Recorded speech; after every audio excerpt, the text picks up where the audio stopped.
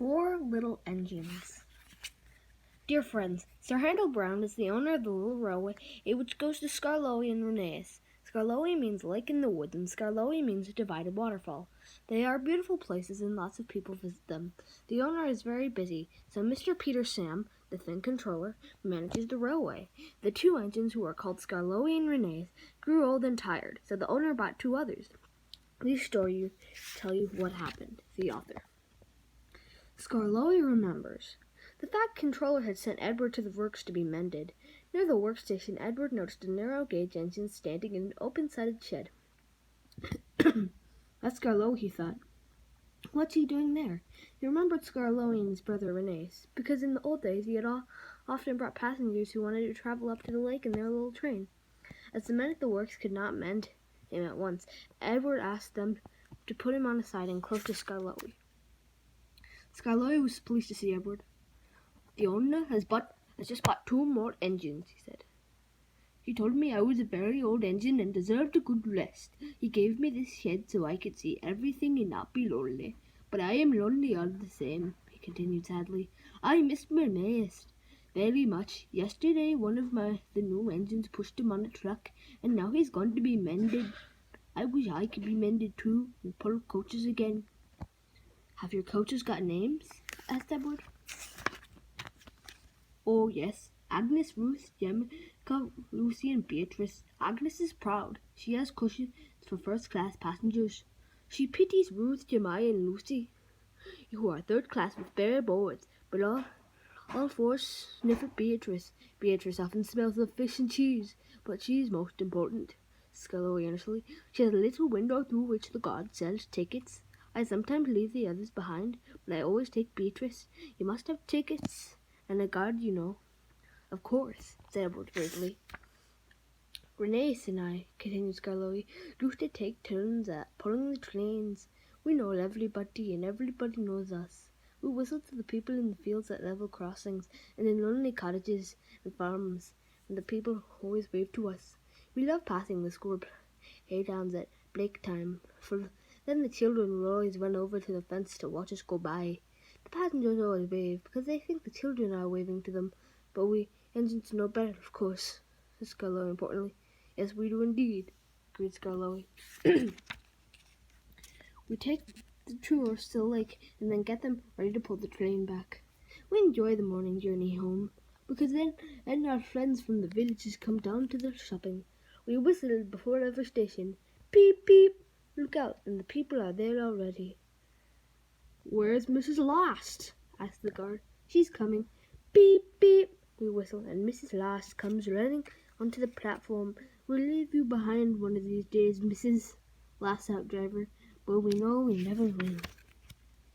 We stop everywhere too, at farm crossings and stables where paths had lead to lonely houses. Reneus and I know all the places very well indeed, and our driver used to say that we even stop if we put on our brakes.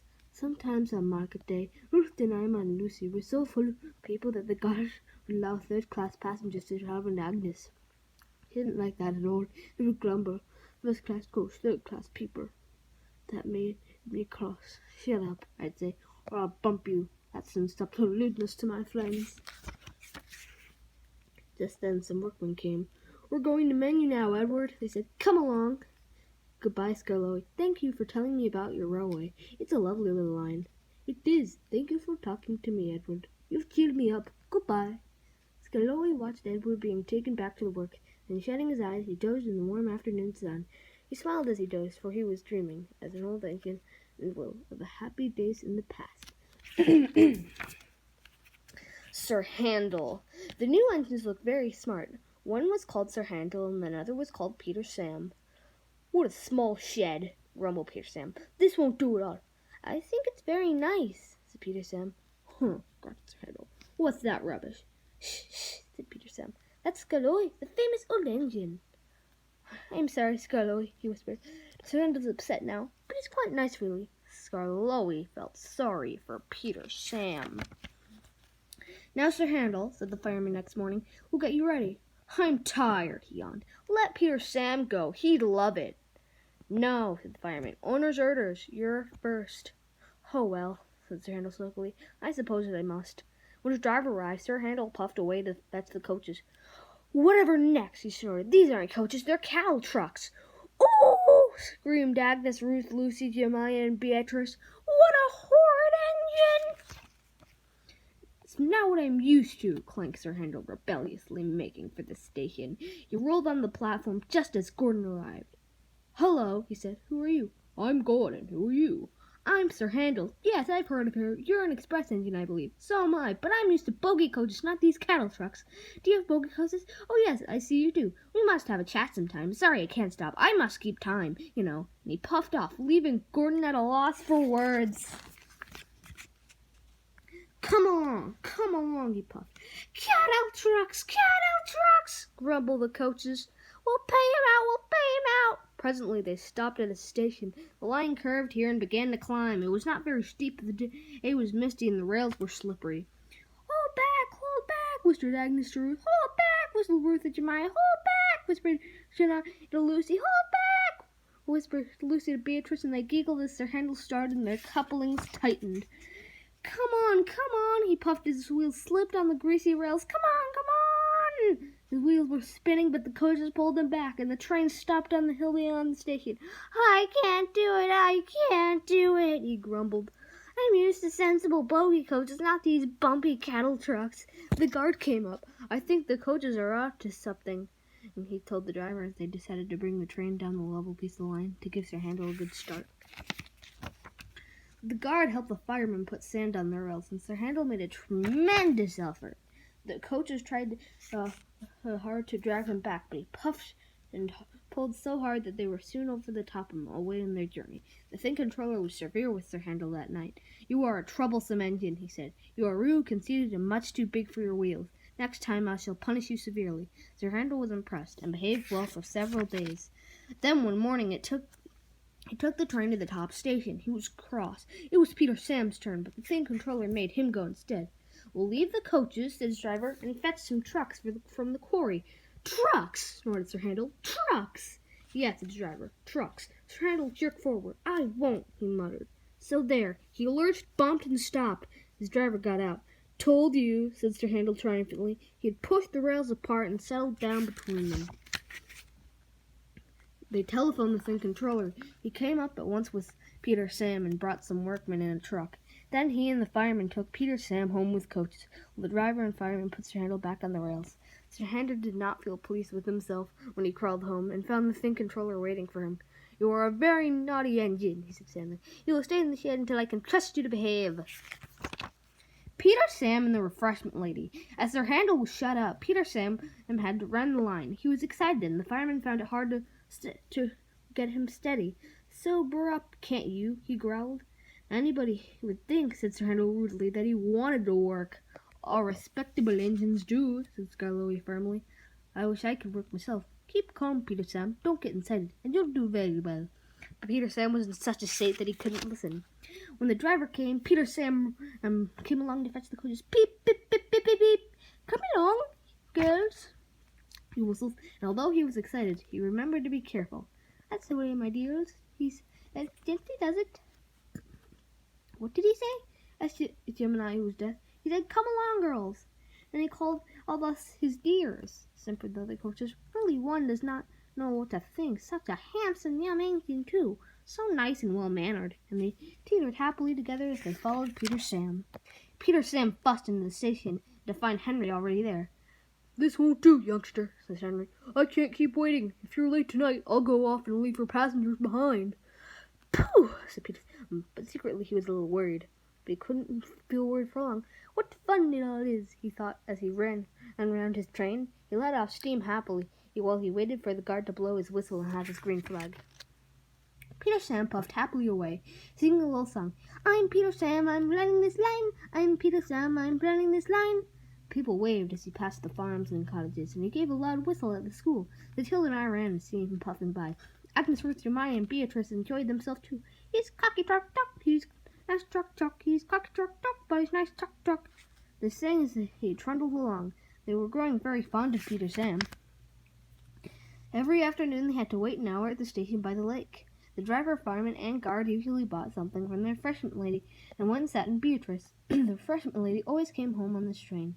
Time passed slowly today for Peter Sam. At last his driver and fireman came. Beep, beep. Hurry up, please. He whistled to the passengers and came strolling back to the station. Peter Sam was sizzling with impatience. How awful, he thought, if we miss Henry's train. The last passengers arrived. The guard was already with his flag and whistle. The first lady walked across the platform. Then it happened. The guard says that Peter Sam was too impatient. Peter Sam said that he's sure to hear a whistle. Anyway, he started. Come quickly, he puffed. Stop, stop, stop, wailed the coaches. You left her behind, you left her behind. The guard whistled and waved his red flag. The driver, looking back, saw the refreshment lady shouting and running after the train. Bother, groaned Peter Sam as he stopped. We'll miss Henry now. The refreshment lady climbed into Beatrice and they started again. We're sure to be late, we're sure to be late. He panted Sir Handel frantically. His driver had to keep checking him. Steady, old boy, steady. Peep, peep. Peter Sam whistled at the stations. Hurry, please, and they reached the big station just as Henry steamed in.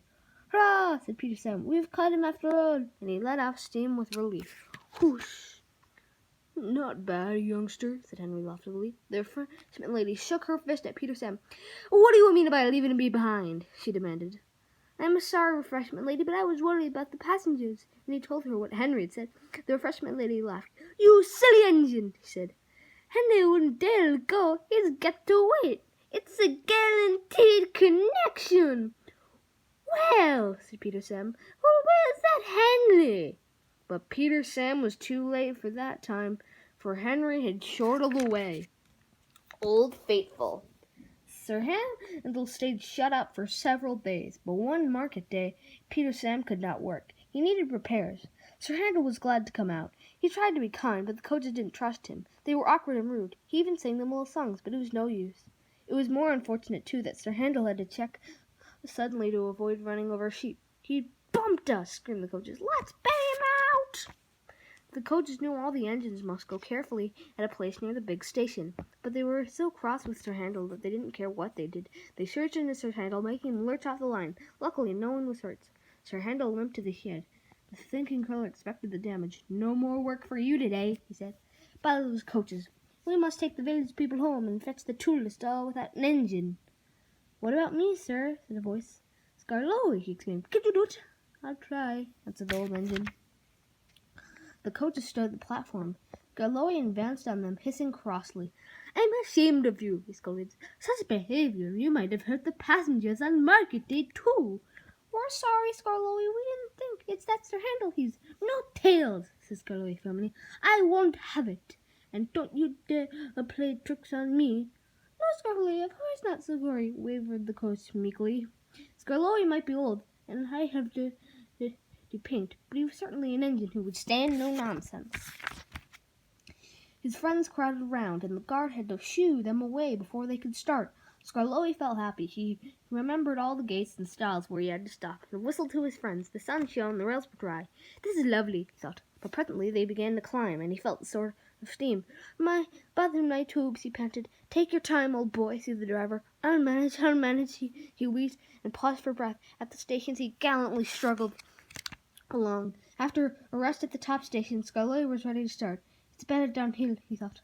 The coaches ran nicely, but soon he began to feel tired again. Springs were weak, and the rail joints jarred his wheels. Then, with a crack, a front sprayed and broke, and he stopped. I feel all crooked, he complained. That's torn it, said his driver. We'll need a bus now for our passengers. No, cried Scarlowy.